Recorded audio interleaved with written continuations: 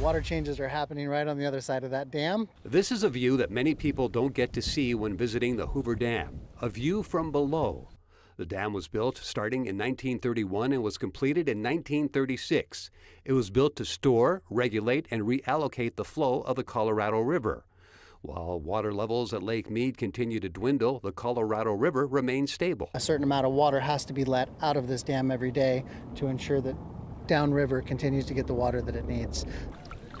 At the base of the dam, water levels remain fairly constant, according to Chad Taylor, Director of Operations for Hoover Dam Rafting Adventures. So they use the two next basins up to help keep that flow and the fluctuation constant.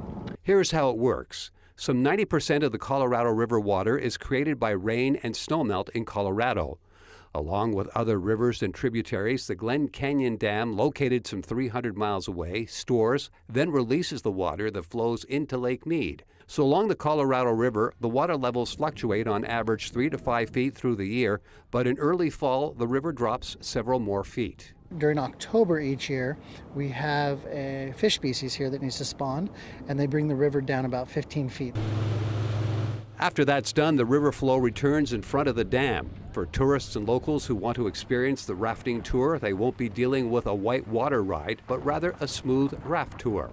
And the sights and sounds as you move through the Black Canyon on the raft are something you'll never forget.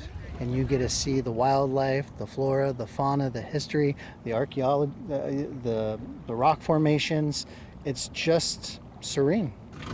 As for our water levels continuing to drop behind the dam, Taylor is optimistic we will be okay. I believe in Mother Nature.